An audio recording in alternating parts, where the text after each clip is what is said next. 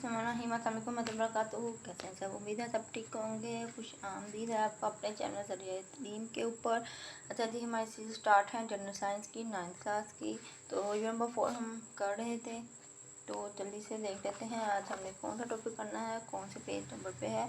अगर आप page number की बात करें तो पेज नंबर 51 अगर आप ओपन करते हैं तो यहाँ पे आपको टॉपिक नजर आएगा इंसान जिनके मुख्तलिफ मराहिल, ठीक है, different stages in human life. यह आज टॉपिक आज हम कवर करेंगे इंशाल्लाह बहुत इजी वे के अंदर एंड इम्पॉर्टेंट क्वेश्चन के निशान भी साथ साथ लगाते जाएंगे। तो जल्दी से स्टार्ट करते हैं। अच्छा जी, इंसान जिनके मुख्तलिफ मराहिल, इंसान ज़िंदगी मुख्तलिफ मराहिल पर मुश्तमिल होती है। मराहिल कहते हैं मुख्तलिफ मरहले होते हैं इंसान ज़िंदगी के। मिसाल के तौर पर हम कोई भी अपनी इंसान है वो अपनी ज़िंदगी गुजार रहा है, ठीक है, तो उसके ज़िंदगी गुजारने के मुख्तलिफ मराहिल होते हैं, मुख्तलिफ रूटीन होती है उसकी, ठीक है। तो शेर ख्वारगी, बचपन, जवानी और बुढ़ापा। देखिए आगे उन्होंने फॉर एग्जाम्पल बता दिया। सबसे पहले बच्चा क्या होता है, शेर ख्वारगी में होता है, उसके बाद बचपन में आता है, उसके बाद जवानी आती है और एंड पे बुढ़ापे में चला जाता है। ये क्या है, हमारी जिनके मराहिल हैं कि इन महलों से हमें गुजर के ही जाना पड़ता है, ठीक है। तो ये क्या होते हैं, इनकी डिटेल थोड़ी सी देख लें। शेर ख्वारगी क्या होती है, ये अरसा बच्चों में उनकी ज़िंदगी पहले 2 सालों पर मुहित होता है। अच्छा, जो बच्चा पहले 2 साल की एज के अंदर होता है वो शेर ख्वारगी का साल कहलाता है। जिनका ये पहला मरहला नहायत अहम है। बच्चे की जिस्मानी और जज्बाती नशीनमा इस मरहले की सबसे अहम खसूसियात हैं। अच्छा, इस मरहले में क्या होता है कि जिस्मानी तौर पर, जज्बाती तौर पर जो उसकी नशीनमा बच्चे की होती है, उसका जो बढ़ने का अमल होता है वो बहुत अहम होता है। अपने जिनके इन पहले 24 माह में एक औसत बच्चा काफ़ी वज़न हासिल कर लेता है, काफ़ी है क्या है कि 24 माह होते हैं, ठीक है, और इनके अंदर जो बच्चा है वो काफ़ी वज़न मतलब हेल्दी हो जाता है। इसी अरसे में इसके दांत भी निकलते हैं, बच्चा चलना और बोलना भी शुरू कर देता है। सिर्फ 3 ही माह में वो रंग और शक्ल में तमीज़ करना शुरू कर देता है। बच्चे अपने हाथ पैरों की हरकत भी देखते हैं। ज़रा बड़े हों तो हाथों और घुटनों के बल पर रेंगते हैं और फिर चलना शुरू कर देते हैं। एक औसत बच्चा उम्र 13 से 15 माह की उम्र में चलना शुरू कर देता है। औसत बच्चा मतलब ज़्यादातर जो बच्चे हैं उनकी औसत उन्होंने की है कि ज़्यादातर बच्चे इतने माह के चलना स्टार्ट होते हैं। ये आपने याद रखना है कि शेरगाही में कौन सा मरहला आता है, कितने साल से कितने साल तक के बच्चे इसमें आते हैं और इसमें क्या क्या कुछ होता है, ठीक है। ये चीज़ आपने याद रखनी, मतलब ये फुल आपने याद रखना है, ठीक है। इसमें से क्वेश्चन बन के आएंगे बोर्ड। आगे हैं बचपन। यहाँ लोगों का समझ सकते हैं इंसान के मुख्तलिफ मराहिल पर नोट लिखे हैं, तो उसमें ये आप फुल लिखेंगे, ठीक है, तो इसको आपने छोड़ना नहीं है। आगे है बचपन। इब्तदाई बचपन का मरहला 2 से 6 साल के अरसे पर मुश्तमिल होता है। अच्छा, पहले जो 2 साल होंगे वो शेर ख्वारगी के होंगे, उसके आगे से 2 से 6 साल का जो अरसा होगा वो बचपन होता है हमारा। इस अरसे के दौरान बच्चे की सोच, याददाश्त और अपने दूसरे के जज्बात को समझने की सलाहियत और समाजी दुनिया से इसके ताल्लुकात में एक बहुत बड़ा इनकलाब रोनमा होता है। क्या करता है इस साल में, पहले 6 साल में बच्चा सोचता है, उसकी याददाश्त बनती है, उसको पीछे जज्बात उसके अंदर पैदा होते हैं और बहुत कुछ वो एक दूसरे के साथ ताल्लुक़ को भी पहचानता है, ठीक है। इस अरसे में बच्चे के जिस्मानी और ज़हनी रवैयों की नशमा भी अमल में आती है, मतलब आगे से आगे बढ़ती है। बचपन के बाद का मरहला 6 से 12 साल की उम्र तक मुहित है। अच्छा जी, इसके बाद 6 से 12 साल की उम्र आती है। इस मरहले के दौरान बच्चे में फ़ैसला करने की सलाहियत, वजूहात और दलाइल पेश करने की सलाहियत, ज़ाहिर करते हैं एग्जाम्पल्स जिनको बोला जाता है, समाजी सूझबूझ और ख़ुद आगाही अपने रूप पर पहुँच जाती है। अच्छा, अब इसमें महल्ले में क्या होता है, 6 से 12 साल का जो बच्चा होता है वो अपने जो डिसीजन हैं उसके अंदर इतनी सलाहियत आ जाती है कि वो अपने डिसीजन, उसको ये पता चलना शुरू हो जाता है कि क्या चीज़ मेरे लिए बेहतर है और क्या चीज़ मेरे लिए बेहतर नहीं है। अच्छा जी, उसके बाद आती है नौजवानी। ये बच्चे के जिस्मानी, नफसियाती और समाजी नशमा का एक दौर होता है जो करीबन 13 से 19 साल की उम्र पर मुहित है। मुहित का मतलब होता है मुश्तमिल होना, ठीक है। 13 से 19 साल तक ये की उम्र पर ये मुश्तमिल होता है। इस अरसे के दौरान बच्चा बचपन से जवानी के मरहले में दाखिल होता है। ये मरहला बचपन और जवानी के दरमियान एक पुल का काम करता है, इसलिए बच्चे में बलोगत के आसार नमूदार होने लगते हैं।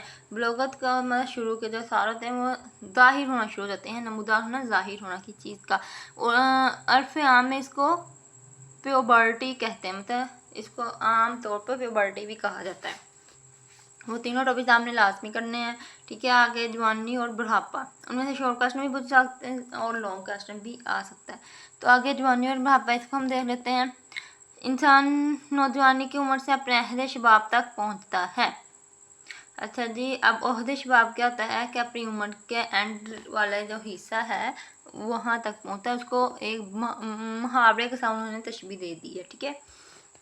इन तमाम मराहिल को तय कर लेने के बाद इसके जिस्म में कुछ ऐसे मनफी तब्दीलियाँ रूनमा होती हैं, मनफी कहते हैं नेगेटिव, ठीक है, नेगेटिव तब्दीलियाँ आती हैं जो इसके जिस्म में तौर पर का अमल शुरू कर देती हैं। इसका जिस्म कमज़ोर हो जाता है और उसमें जिस्म के अंदर और बाहर होने वाली तब्दीलियों का मुकाबला करना मुश्किल हो जाता है।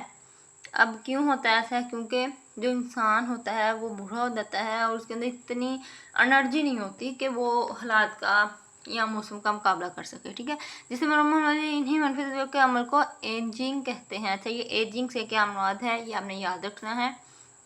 जिन मनफी तत्वों का रौनमा होने का अमल तसलसल पकड़ता है। तसलसल पकड़ना मतलब ये आगे से आगे चलता रहता है। तो हमारा जिस्म कमज़ोर लागर नहीफ होता जाता है, इससे बुढ़ापा कहते हैं, ठीक है। जब हालात इस हद तक जा पहुंचते हैं कि हमारा मुख्तलिफ निज़ाम काम करना छोड़ देते हैं और मौत वाक़या हो जाती है। बुढ़ापे के दौरान होने वाली कुछ तब्दीलियाँ दरअसल हैं। बुढ़ापे का अमल दिल और इससे मुंसलिक वेसल्स पर गहरा असर डालता है। अच्छा, अब क्या है बुढ़ापा? और जब आता है इंसान पे तो वो ज़्यादा कमज़ोर होता है, तो सबसे पहले किस चीज़ पे असर डालता है? उसके दिल पे और उसकी वेन्स पे। वेसल्स वेन्स होती हैं, वेसल्स की लचक कम हो जाती है जिसकी वजह से खून का प्रेशर भी बढ़ जाता है और वेसल्स के फटने का डर हो जाता है। हड्डियों पर बुढ़ापे का अमल तेज से असर नहीं करता। आस्ता आस्ता हड्डियों में ऑर्गेनिक मादे की कमी वाक़या हो जाती है। सॉरी, आपको नज़र शायद सही से नहीं आ रहा, ठीक है। और इसकी जगह सॉल्ट जमा हो जाते हैं जिसकी वजह से वो बड़ी बड़ी और खुश्क हो जाती हैं। बड़बड़ी सॉरी। क्या होता है कि जो हमारी वेन्स होती हैं और दिल होता है उस पर बुढ़ापे का अमल जल्दी होना शुरू हो जाता है और जबकि जो हमारी हड्डियाँ होती हैं उन पर आस्ता आस्ता होता है, ठीक है। आगे वर्जिश और सेहत, ये दे लेते हैं वर्जिश के फ़ायदे और सेहत कैसे बनानी है हमने। अच्छा जी, ये है वर्जिश अपने ख्वाह अकेले में करें या ग्रोह की शो में, ये खुशकुन अमल है, मतलब अच्छा अमल है। चाहे अगर आप इसको अकेले में करते हैं या किसी के साथ करते हैं मिलके, तो ये क्या है, अच्छा अमल है। हमारी जो बॉडी है उसको फिट रखने के लिए इसकी अच्छा ज़रूरत होती है। वर्जिश जिस्म की लचक को बरकरार रखती है और इस लचक की वजह से पट्ठे जोड़ खिंचाव से महफूज रहते हैं। जब पट्ठे मजबूत हों तो इंसान ज़्यादा जोर वाले काम से अंजाम दे सकता है। मजबूत पट्ठे न सिर्फ रोज़मर्रा ज़िंदगी में हमें मुख्तलिफ सख्त काम करने में मदद देते हैं, वो हमारी हड्डियों और जोड़ों को भी सहारा फराहम करते हैं। अब क्या होगा कि जब हम वर्जिश करते हैं ऐसे हमारे जो मसल्स होते हैं, हमारी हड्डियाँ होती हैं, हमारा जो जिस्म होता है वो एक फिट रहता है, ठीक है। तो हम ज़्यादा वज़न उठा सकते हैं। वर्जिश पट्ठों की मजबूत बनाने में हम गदा अदा करती है। बाद लोग जो वर्जिश नहीं करते लेकिन बहुत ज़्यादा खाते हैं, इनमें गदा से हासिल होने वाली फालतू एनर्जी फैट की शक्ल में इनके जिस्म में ज़ख़ीरा हो जाती है। ज़ख़ीरा होना मतलब जमा हो जाती है और वो लोग मोटापे का शिकार हो जाते हैं, मतलब बहुत ज़्यादा खाते रहते हैं बैठ के, हरकत नहीं देते अपने जिस्म को। वर्जिश मोटापे से बचने का वह दरिया है क्योंकि ये खुराक से हासिल होने वाली फालतू एनर्जी को जलाने में मदद देती है।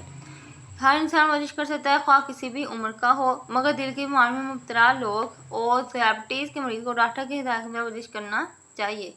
अच्छा, हर जो लोग हैं मुख्तलिफ तरह के वो कर सकते हैं, लेकिन जो शुगर के मरीज़ हैं और जो दिल के बीमारियों के मरीज़ हैं वो डॉक्टर की हिदायत के मुताबिक करें, ठीक है। मुसलमान नमाज से तबी और रूहानी फ़ायदा हासिल करते हैं। नमाज पढ़ने के दौरान वर्जिश के नतीजे में जिस्म का करीबन हर एक मसल हरकत करता है। नमाज के अदायगी के दौरान पट्ठों का मेटाबॉलिज्म बढ़ जाने की वजह से इनकी एनर्जी की ज़रूरत भी बढ़ जाती हैं। अच्छा जी, आज का लेक्चर हमारा यहाँ तक ही था, उम्मीद है आपको समझ आई होगी। अच्छा, ये जो थे ना जवानी और बुढ़ापा, ये भी आपने कर लेना है और ये वर्जिश और सेहत है ये बेशक आप ना करें, इसको बस इतना अंडरस्टैंड कर लें आप कि इसके अंदर जो छोटी छोटी चीज़ें MCQs में या शॉर्ट क्वेश्चन में पूछ जाएँ तो आप उनको कर सकें, क्योंकि ये लॉन्ग क्वेश्चन में नहीं आता पॉइंट, ठीक है। तो आपने से इतना अंडरस्टैंड इसको कर लेना है कि आप इसको अगर इसके अंदर से एमसीक्यू कोई बन के आए हैं शॉर्ट क्वेश्चन आए तो आप उसका आंसर लिख सकें। अगर अभी तक इजाज़त दीजिए, अल्लाह हाफिज़, दुआ में याद रखें।